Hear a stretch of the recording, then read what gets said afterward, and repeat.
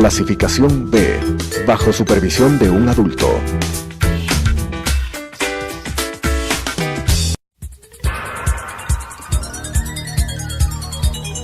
Las opiniones vertidas en este espacio por la producción y dirección del programa son de exclusiva responsabilidad de sus autores y de quienes intervienen en ellos.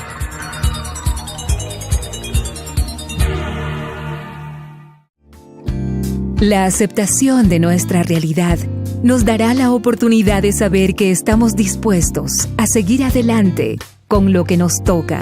Te invito a acompañarnos. Hoy es un buen día para empezar de nuevo. Telesucesos Canal 29 presenta Frente a la Vida con Juan Diego Umpierres. Bienvenidas, bienvenidos, yo soy Juan Diego Umpierres. Feliz tarde, gracias por estar, por pertenecer, por ser parte de Frente a la Vida, tu espacio de reflexión, de buen contacto, de conciencia, de ganas sobre todo de establecer esas herramientas que entre todos podemos construir para darle sonrisa a la vida, para darle ese movimiento que nos pueda poner en constante aprendizaje y crecimiento. Y como siempre te digo, no tenemos ánimo alguno de llevarte verdades, sino más bien ponernos en contacto en esta conversación, de buena conciencia, donde todos podamos aportar. Por eso siempre bienvenido tus casos también. Gracias por tus correos electrónicos. Cuando revisamos las redes sociales, nos contentamos, nos emocionamos por cada una de tus palabras. Recibí un correo hace un par de días donde decía, que la felicidad de acompañarnos a las 6:30 a través de Radio Sucesos sigue siendo como un suspiro para el alma a través de tantas malas noticias, que aparentemente siempre están rozando nuestro corazón. Y aquí por eso buscamos una parada inteligente para ofrecerte una dinámica distinta para abrirte la sonrisa. Redes sociales como Juan Diego Motivo en el Facebook y Frente a la Vida. Además nos enlazamos a las 21 horas en Telesucesos. Ahí vas a ver todos los programas en High Definition. Te invitamos también en nuestro canal de YouTube para que los puedas ver y buscar los programas que te gustaron, repetirlos, hacerlo una carga viral dentro del mundo del internet, porque para eso estamos, para servir a tu conciencia y a tu corazón. Gracias por pertenecer. Hoy vamos a conversar de temas que tienen que ver con la política, con la conciencia, con el país. Nos acompaña nuestro querido amigo Leonardo Lazo. Gracias por estar acá nuevamente. Llevamos un tiempo que no te veíamos, ¿no? Sí. Así que creo que es propicio traerte. Tú eres un experto dentro del ámbito de la política, de lo que se mueve en las sociedades, dentro de la publicidad, dentro de este aspecto que ahora se nos acerca, porque lo veníamos hablando un poco fuera de cámara, a medida que pasan los meses el evento electoral, está cerca, y también todo el contenido psicoemocional de la sociedad empieza a dar reflejo de lo que podría pasar. Quizás todavía es un diagnóstico muy prematuro, pero quisiera preguntarte primero, Leo, ¿qué sientes, qué palpas en este momento en nuestra sociedad frente al clima de lo que puede venir en el 2017? Gracias, Juan Diego, un gusto estar de nuevo acá, gracias por la invitación. Todavía las cosas están muy indefinidas y yo diría que casi como nunca antes, desde que yo recuerdo en la historia de las elecciones del Ecuador, hay una gran indefinición y las cosas se van trasladando a última hora para tomar las decisiones. De un lado uno ve y las investigaciones arrojan un gobierno desgastado, sin duda un modelo que se ha agotado, cosa que es muy normal después de tantos años en el poder, de la crisis económica, etcétera, etcétera. Y entonces, pero de todos modos es un gobierno que conserva una base que podrá estar alrededor de un 25% dura, propia, ¿no? Ahora que después de tantos años sigue siendo un porcentaje importante, ¿no? Claro, exacto, no es menor, es un porcentaje importante y que con unos puntos más está en segunda vuelta, es decir, es el actor número uno, diría yo, ¿no? De otro lado, en lo que llaman la derecha, tú ves ahora una división. Está Guillermo Lasso, que ha venido trabajando con tenacidad, con persistencia. Él, según las encuestas, se ve 22 puntos de voto, de posibilidad de voto. Ahora salió al escenario Cynthia Viteri, impulsada por la Unidad. Allí no se ha terminado de definir, hay muchas voces que promueven y proponen a Jaime Nebot como que hay algo detrás todavía el verdadero que no candidato. Se define. Entonces, eso va a generar, claro, si está Nebot y está Lasso, ahí hay una división natural de esa votación que les va a complicar la vida a cualquiera de los dos e incluso que eventualmente podría ser que el gobierno gane en una primera vuelta. Eso podría verse, ¿no? Eso es importante porque, a ver, siempre es bueno traer a colación el tema de Venezuela, sí. Porque, bueno, siempre lo abordan los programas, a uno como venezolano siempre le preguntan qué palpas de la situación, siente que es lo mismo. Yo siempre he tenido un discurso muy claro, yo creo que la situación del Ecuador, a pesar de que roza cientos protocolos del discurso parecido, no tiene nada que ver con lo de Venezuela. Lo de nosotros es un proceso lamentablemente inédito, no se parece a nada. Sin embargo, hay reflexiones que podemos tomar. Nosotros en estos 17 años de revolución, la oposición había cometido siempre el error de ir dividida, lo que provocaba siempre el triunfo del oficialismo. Era difícil eso que se llamó la MUD, la Mesa de Unidad Democrática, que hoy en día, si es un pacto, no sé qué tan sólido, pero creo que la coyuntura los obliga a estar sólidos. En algún momento siento que puede estar pasando eso. ¿Tú crees que esta oposición va a tener posibilidad en algún momento de sentarse y entender de que si quieren un cambio, la única manera es ir en una sola coalición? Veo muy difícil acá, muy difícil, porque de un lado está, imagínate, si la misma derecha, por llamarla de esa manera, yo creo que eso también son conceptos ya un poco obsoletos, ¿no? La gente ya no vota tan alineada por la derecha o la izquierda, sino realmente por resolverle sus problemas en la vida, ¿no? Pero igual, si la derecha está dividida, y ahí podrían estar dos actores, Nebot y Lasso, o Viteri y Lasso, de todos modos se van a dividir una misma votación, y eso le va a complicar. Ahora, en el lado del centro, izquierda e izquierda, están apareciendo ya nuevos actores. Uno es esta unidad que también venía trabajándose, donde está Lourdes Tibán, Lenín Hurtado, Villavicencio y algunos, y aparece ahora también la Izquierda Democrática, que ya acaba de ser reconocida como partido, y están promoviendo la posibilidad, se habla allí de Paco Moncayo, María Paula Romo como sus posibles actores. Es decir, también allí habría que trabajar para buscar una cierta unidad. Pero en principio yo vería como tres bloques, si cabe. Gobierno, derecha, donde están Nebot, Lasso, Viteri, y la centro-izquierda, donde estarían Moncayo, Romo y el resto de candidatos, y habrá que ver si logran una unidad. Okay. ¿Y cómo es la situación del lado oficialista a nivel de...? Porque también hay divisiones. Sí. ¿Qué pasará ahí? También difícil de definir, ¿no? Hay un tema que es quien mejor mide los números es Lenín Moreno.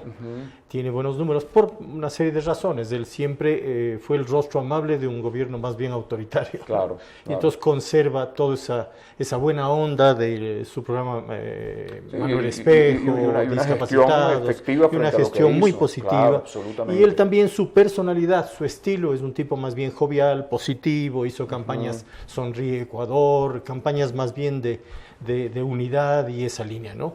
De modo que él mide mejor, pero en las últimas mediciones hay una última que dice que él ha bajado ya unos 9 puntos respecto de la intención de voto anterior, y ya estaría un poco más cerca cuando uno pone una papeleta en la que está el Guillermo Lasso, en fin, porque claro, la gente comienza a asociarle a él. Él puede tener una buena imagen, pero comienza a asociarle con el resto del gobierno, con la crisis económica y todo eso. ¿Y sientes todavía que la gente, porque esto fue un fenómeno también en Venezuela, que la gente percibía un gobierno malo, pero percibía todavía un líder importante cuando estaba Chávez vivo? O sea, que eso pasa aquí, desde el punto de vista, sí, el gobierno en este momento se siente la recesión económica, estamos en una crisis, pero Correa es otra cosa. ¿Sientes esa división o ya sientes que lo empiezan a señalar como parte del paquete de la responsabilidad? Yo creo que a diferencia de Chávez, el liderazgo de Chávez fue siempre él, muy sólido, y los temas no incidían tanto. En el caso de Rafael Correa y el caso ecuatoriano es distinto, porque ya viene un desgaste que yo diría, mirando atrás, viene desde el tema del Yasuní, por ejemplo. Claro. En el 2013, cuando el gobierno y Correa cambian de línea y deciden sí explotar el Yasuní, ese, por ejemplo, es un momento en donde hay un quiebre con un sector muy importante que son los jóvenes, los ambientalistas, las clases medias, los profesionales, los informados. Y de allí para acá se siguió profundizando ese corte. Okay. Y uno empezó a ver que lo que le iba quedando a Rafael Correa era su base más bien urbano, marginal y rural de la costa, una base parecida a la del PRE, ¿no es cierto? En donde esa forma de populismo y los subsidios y una serie de beneficios seguían dándole un resultado, un apoyo positivo. Ok, vamos a la próxima parte. Quiero que me hagas un poco el análisis. Lo hice hace una semana con Claudio Suárez, un politólogo venezolano. ¿Qué palpas de esa psique colectiva ahora en el Ecuador? O sea, ¿qué se siente? Si hiciéramos, como quien dice, una biopsia, una resonancia magnética del colectivo de qué se está moviendo, ¿qué podemos percibir en este momento? Te dejo esa pregunta para la próxima parte.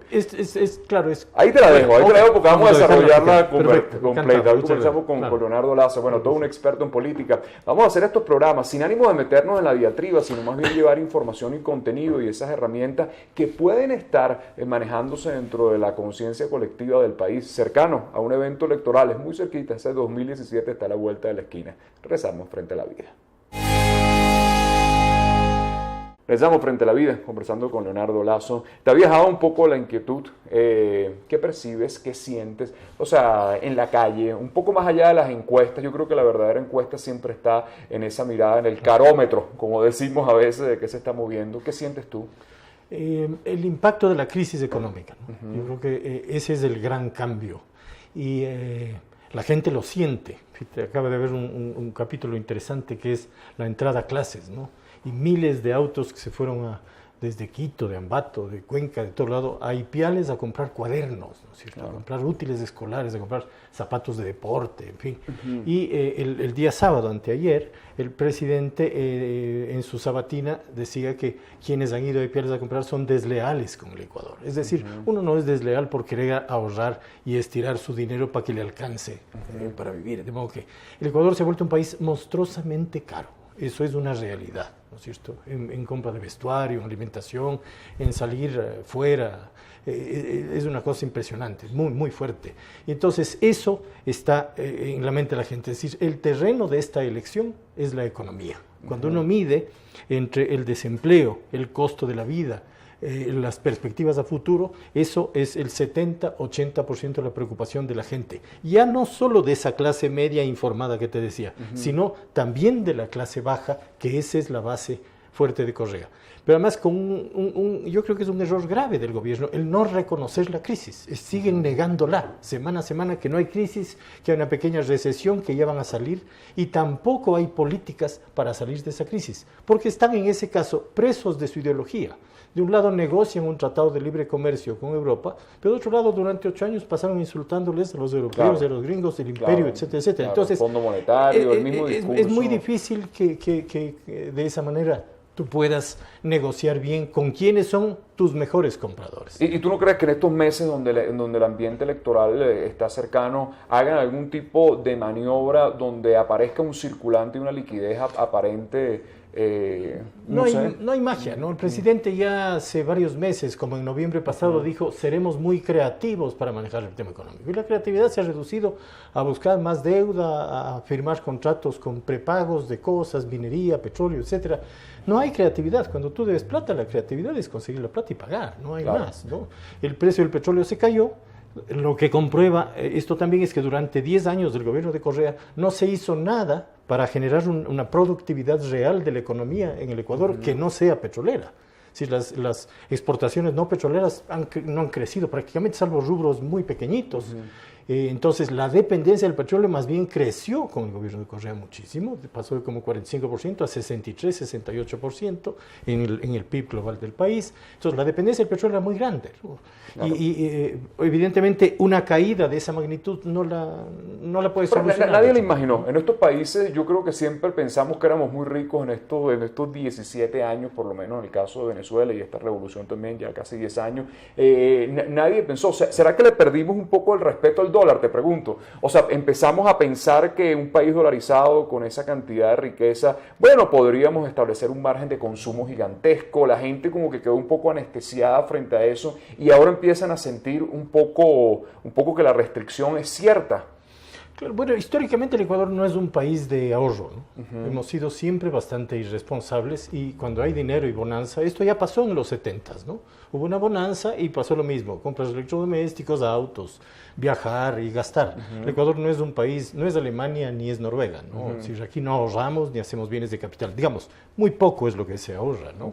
Entonces, las bonanzas estas deberían venir acompañadas de una política de gobierno que fomente el ahorro, fomente la inversión, apoye las pymes, apoye la innovación, etcétera, etcétera. Y todo eso no pasó. Estuvimos, era un gobierno que incluso nos daba más feriados y más vacaciones para que vayamos a gastar la plata en el turismo. Es decir, fomentábamos el gasto de cualquier manera. Un consumo y un gasto que venía solo del dinero del petróleo, no de la productividad de los ecuatorianos, ¿no es cierto? Entonces, ahora se nos cayó como un castillo de naipes. Eso, quienes más o menos entendemos esto, lo veíamos venir hace 2 o 3 años. Claro. Yo conversé con gente de país, con gente de Lenin, con algunos de sus equipos y les decía, oye, esto va a pasar. La gente me veía con una incredulidad, me decía que estoy loco. Y ese impacto a ese colectivo que ha apoyado históricamente a Correa, ¿dónde lo estás sintiendo más? O sea, en el desempleo, en lo que tú dices, el costo de la vida que es más caro. ¿Dónde empieza a percibir que ya esta fórmula no es tan eficiente? En la combinación de cosas, pero el primer temor, el temor más grande es el temor del empleo. Porque ¿Tienes cifra de desempleo últimamente? En las encuestas, ¿no? 60% de la gente dice que alguien conoce a alguien que ha perdido el empleo. Claro, entonces, te hago esta reflexión un poco lo del desempleo porque fíjate lo que me he dado cuenta últimamente como consumidor, o sea, como persona que va a un restaurante o como persona que va a comprar algo, te das cuenta que los servicios han disminuido y es producto de que hay una sola cajera, por lo menos, o sea, hay un solo mesero. Es como que tú dices, bueno, vamos a mantener nuestra empresa, pero a costa del despido, y es un poco lo que uno palpa en contacto directo, ¿no? Exactamente. Entonces, ese tema del empleo, porque además ese te da mucho miedo, ¿no es cierto? Perder el empleo es lo peor que te puede pasar y con poca perspectiva de volver a colocarte. Claro. El segundo es el tema de los precios. Eso lo lidia la gente semana a semana. Uno sale al mercado y las cosas son monstruosamente caras. Claro. Y todos los comparativos con Colombia, con Madrid, con Milán, con Nueva York, somos más caros. Entonces, esos dos miedos son muy fuertes porque le pegan al bolsillo de la gente día a día, ¿no? Así es. Ahora con la entrada a clases, yo poco conversaba, un colegio privado en Quito te cuesta $600, $700. Bueno, pero rango medio, ¿viste? Porque hay uno de $1,000 también y 1,200. No te estoy diciendo los más caros valen 1,200, Así 1,400, pero te hablo de un colegio privado en una ciudad y un país que no te ofrece una educación pública claro, suficientemente de calidad y además ubicada geográficamente accesible para vamos a hablar de esa parte. Porque es que ayer justamente hacíamos una reflexión entre los colegios de la Florida en Estados Unidos y lo que pasa aquí, de por qué la gente se muda en sitios donde tiene un buen colegio público. Bueno, viste que la educación privada es muy costosa. Vamos a seguir analizando todo este proceso psicoemocional y económico del país. Hoy conversando con Leonardo Lazo aquí Frente a la Vida. Regresamos, seguimos conversando con Leonardo Lazo. Bueno, profundo conocedor del ambiente político y por eso lo vamos a traer muchas veces al programa en función de no llevar alarmas, sino ponernos en conciencia de que hay que transformar un poquito esto. Hablamos de los colegios, que eso es un tema importante porque una familia clase media alta, podríamos decir, que tenga 2, 3 hijos, y que la inversión en la educación tenga que ser de $1,000, $1,200. Por 3 estás hablando de $3,000, $3,600, $3,800.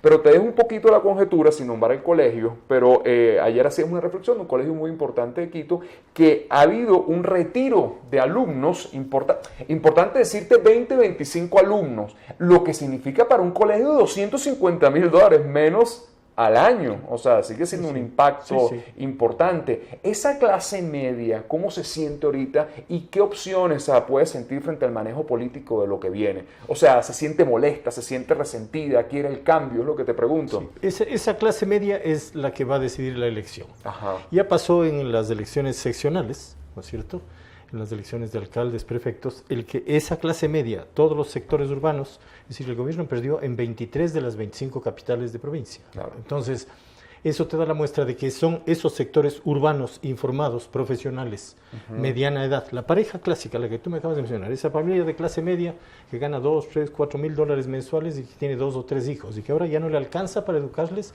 y para vivir en el estándar que vivían. No son ricos, vivían relativamente bien, pero están en serios problemas. Entonces, ese es el votante que va a decidir, ¿no es cierto? Y el que todavía no encuentra en las oposiciones su opción. O sea, yo todavía no veo una tendencia más o menos importante de ese grupo, que es lo que tú dices, uno comienza a percibir, ¿no? Que dice, no, hay que ir por tal o cual. Todavía no veo. No sé, vamos a ver, no está claro. Eso, pero allí se va a decidir la elección. Ahora, en la economía y en la clase media. Voy con lo de la economía. En la economía, o sea, estamos a meses. Sin duda este puede ser un elemento que atente directamente contra el gobierno. O sea, a medida de que tú dices, si la creatividad y si la magia no aparece, lo que pasa es que usualmente la magia por algún lado o con más deuda aparece en algún momento y nos sorprende con esa liquidez ficticia, pero ese para mí creo que va a ser uno de los grandes problemas con que se va a encontrar el oficialismo en algún momento, porque la gente, lo que tú dices, cuando perciba el desempleo, cuando perciba el proceso de alto costo de la vida, va a promover un cambio. Ahora, te sumo a esto, el movimiento del cambio latinoamericano, ¿cómo influye en nuestro país? O sea, porque vemos que todas estas revoluciones vienen ya con un motor apagado, otros se les apagó los motores completos, y la más crítica, la de Venezuela, que bueno, se sustenta, nadie sabe cómo, pero en grados muy peligrosos lo que podría pasar en nuestro país. Complejo, porque yo no veo una cosa más o menos homogénea en Latinoamérica. En realidad lo que ha pasado con el continente es que todo este modelo bolivariano destruyó la institucionalidad política. Es decir, en Venezuela ya no hay partidos, o sea, los partidos clásicos desaparecieron, en Ecuador igual, democracia cristiana, la socialdemocracia y tal. Y eso más o menos pasa en casi todo el continente.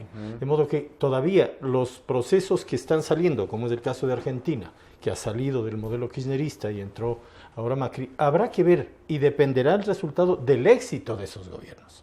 Hoy Macri todavía tiene cifras positivas, pero basadas más en la expectativa que en los hechos. Claro. En los hechos anda muy mal y ha hecho bastante malas cosas, ¿no? En realidad es unas subidas de tarifas impresionantes, subió la inflación más de lo que estaba, creció la pobreza. Lo que pasa es que qué país quedó también. Claro, pero precisamente... O sea, fíjate que nosotros, a ver, poniendo el caso del contexto venezolano, en el caso de un cambio, ¿qué quedará ahí?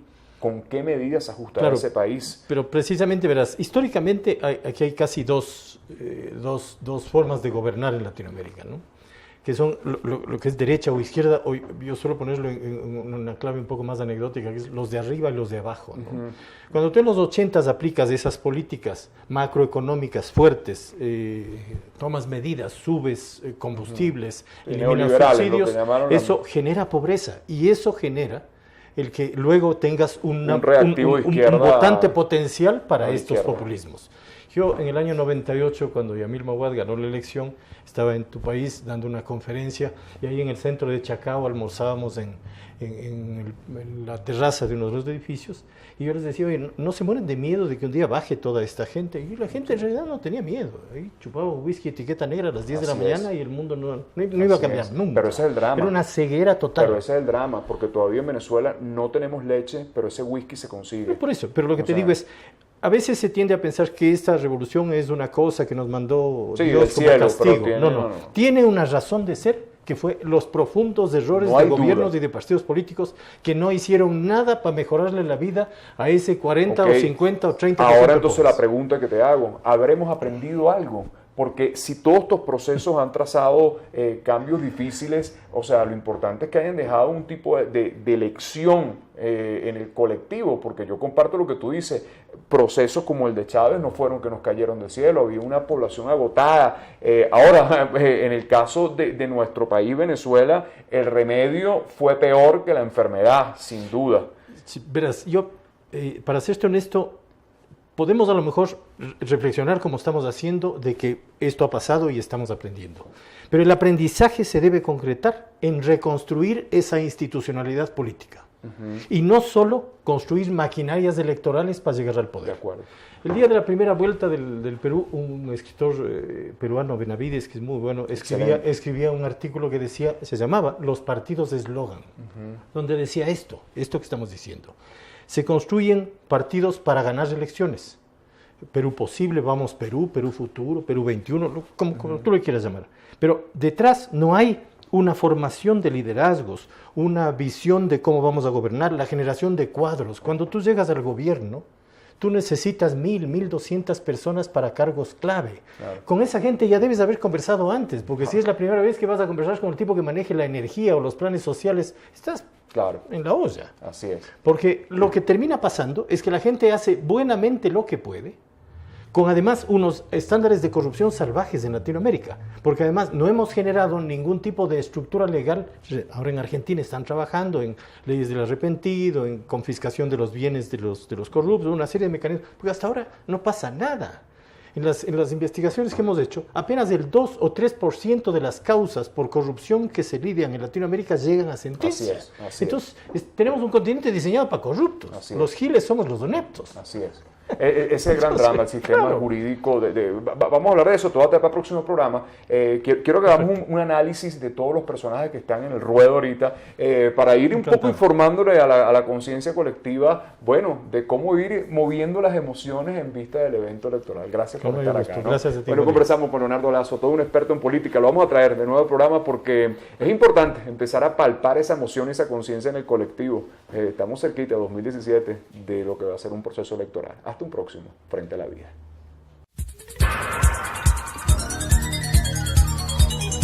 Las opiniones vertidas en este espacio por la producción y dirección del programa son de exclusiva responsabilidad de sus autores y de quienes intervienen en ellos.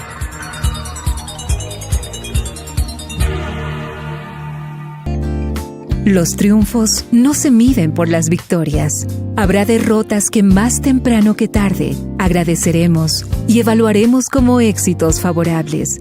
El tren pasa siempre, mientras estemos despiertos, frente a la vida.